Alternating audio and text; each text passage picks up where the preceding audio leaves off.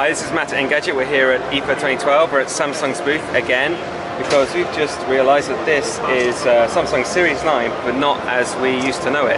This actually has a far higher resolution. Now what we're dealing with here is the Series 9 WQHD display. The screen has a resolution of 2560 by 1440, putting it in the same league as that Retina displayed MacBook Pro we've seen earlier this year.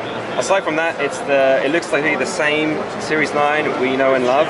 It's a clickable multi-touch trackpad here. Obviously we're running Windows 8 here. Here we have the tile format, but if we go to the desktop, you get the familiar display. Now if we zoom in on here, we can just confirm the resolution we're playing with here.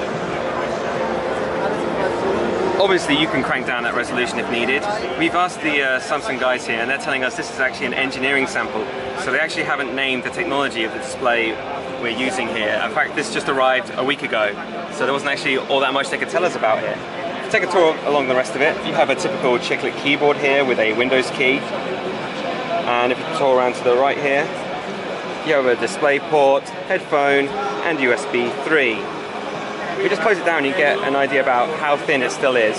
I mean, that display panel is barely anything. And now if we tour all the way around to the left edge, we're finished off with a micro HDMI and network, and yet another USB port. Just take another open again.